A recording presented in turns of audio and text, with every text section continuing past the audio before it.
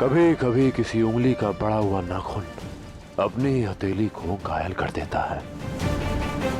पर शत्रु के लिए जब यही उंगलियां मुट्ठी बनकर प्रहार करती है तो वो उस दिन को कोसता है जब उसने भारत पर अधिकार जमाने का विचार किया। हर अतिथि की जाने की एक तिथि होती है डरायस, और तुम्हारी वो तिथि आज है। भारत जय तू।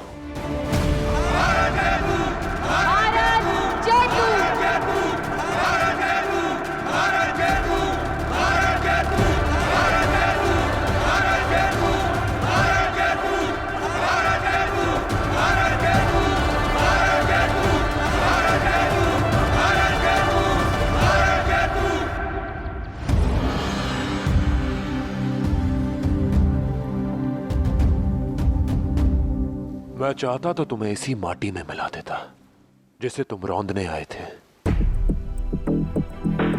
परंतु मैंने तुम्हें जीवित छोड़ दिया। जानना चाहते हो क्यों?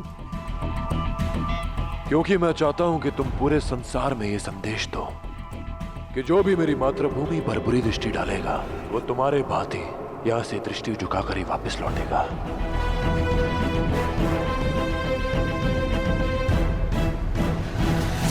हमारे देश की संस्कृति बरगद की पेड़ की भांति है, जिसकी शाखाएं तो अलग अलग अवश्य निकलती हैं, परंतु अंत में जाकर भूमि में एक हो जाती है। जो लूट का लक्ष्य लेकर फूट की कुल्हाड़ी मारेगा वो उसी भांति मुंह की खाकर वापस लौटेगा जैसे तुम लौटने वाले हो।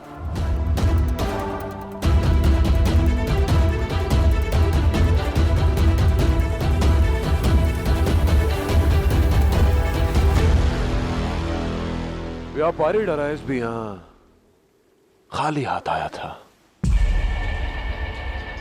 और अब फॉरेस्ट का अधिकारी भी यहां से खाली हाथ वापस आ रहा है।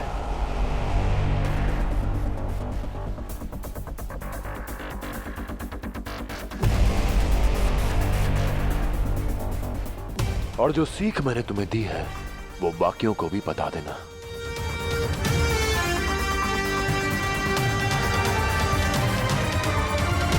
मां,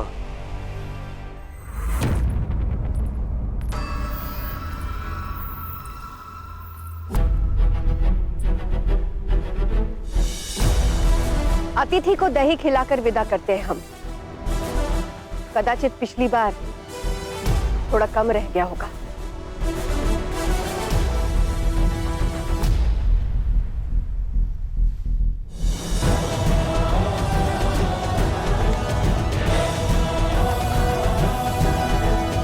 आशा करती हूं कि इस बार लौटने की सोचोगे भी नहीं तुम।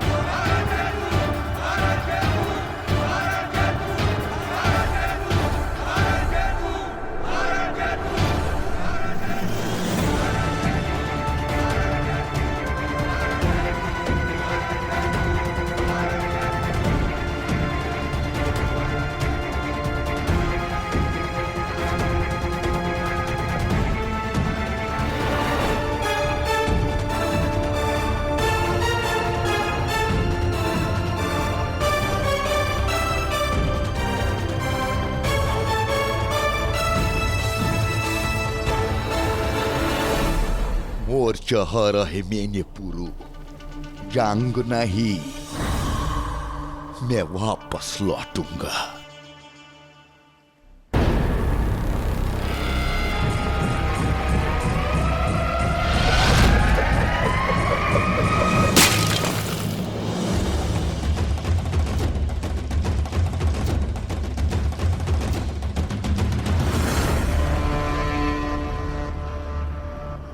तो इस बार दही का एक मटका नहीं, दही के 2 मटके तुम्हारी प्रतीक्षा करेंगे डराए। एक पौरव राष्ट्र की ओर से और दूसरा तक्षशिला की ओर से।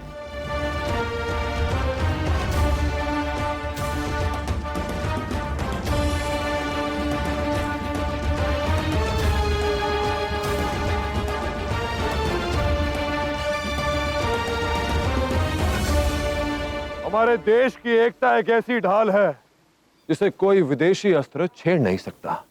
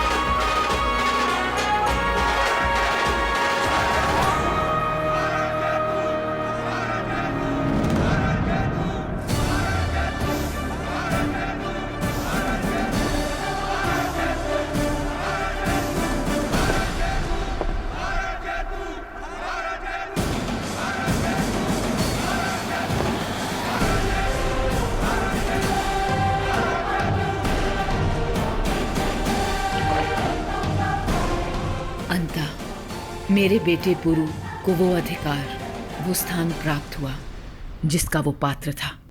परंतु जीवन बड़ा विचित्र होता है। हर नया आरंभ एक नई यात्रा की ओर ले जाता है हमें। हमारा एक एक कदम हमें हमारी नियति की ओर ले जाता है। और पुरु की नियति उस अलेक्जेंडर से जुड़ी थी जो भारत की ओर बढ़ रहा था। पर भारत आने से पहले उसे कब्जे में करना था फारस। हुजूर, हम फारस के किनारे तक पहुंच गए।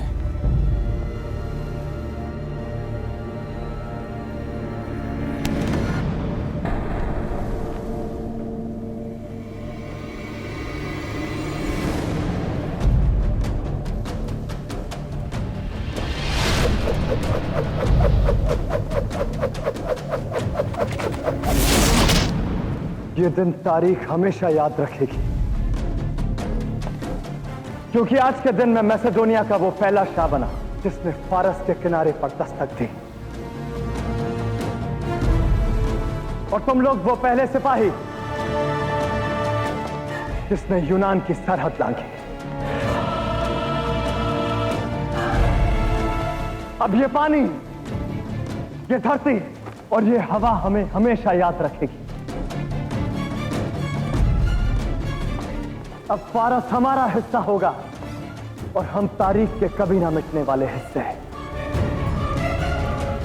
और फारस पर फतह के बाद हमारी फौज उस भारत पर कूच करेगी जहां ओरेकल के हिसाब से वो सूरमा बैठा है जो मेरा रास्ता रोकेगा। राजकुमार पुरुषोत्तम की, राजकुमार पुरुषोत्तम की, राजकुमार पुरुषोत्तम की, राजकुमार पुरुषोत्तम की, राजकुमार पुरुषोत्तम की, राजकुमार पुरुषोत्तम की, राजकुमार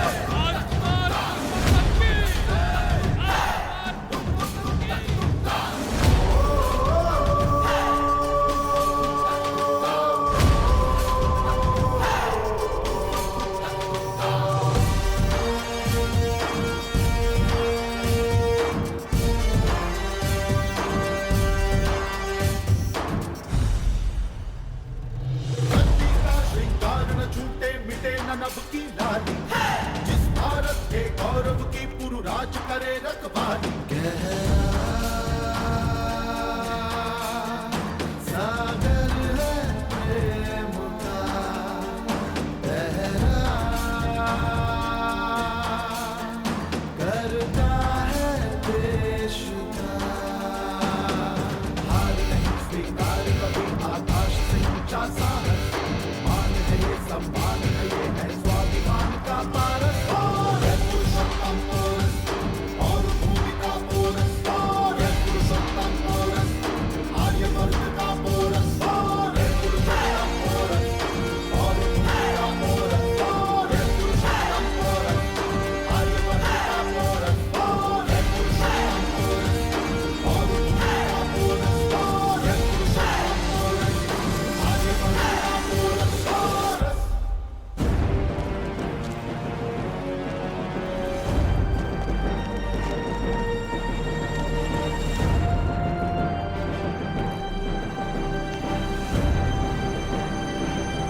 ट्रॉय मैसिडोनिया के अपने नए शाह का इस्तकबाल करता है। आपने अपने यहाँ आने की खबर भिजवा दी होती तो और बेहतर इंतजामात होते।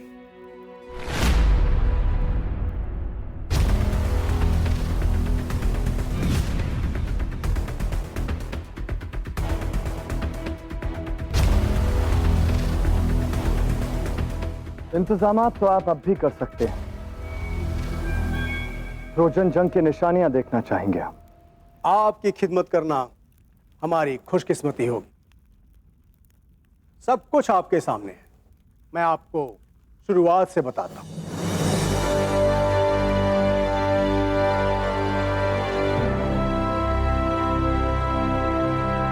मुझे सिर्फ एक ही चीज में दिलचस्पी है।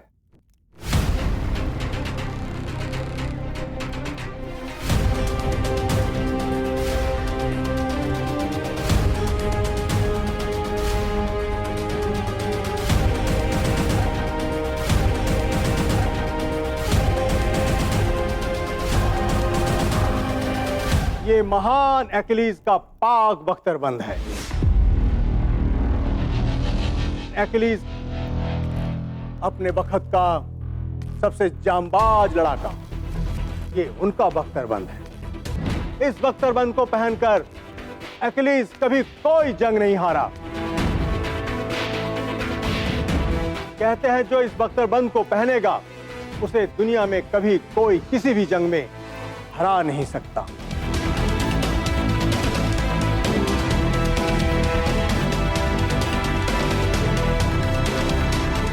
माफी चाहता हूं हुजूर।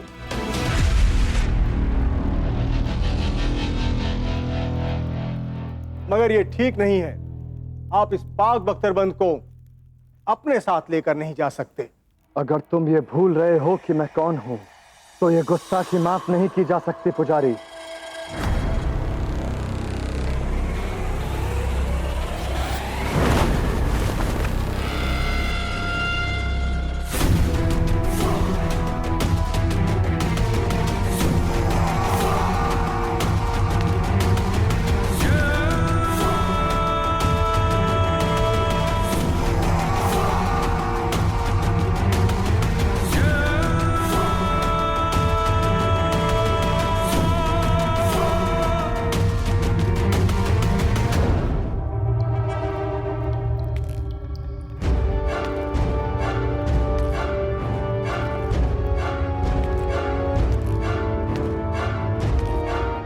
तुमसे एक जरा बख्तर लिया और अब दूसरा वापस कर रहा हूं।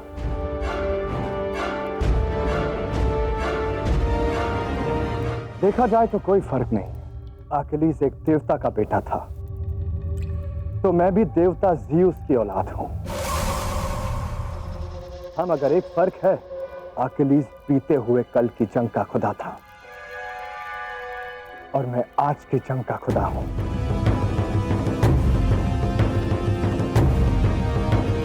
बदलाव कायनात का कायदा है पुजारी।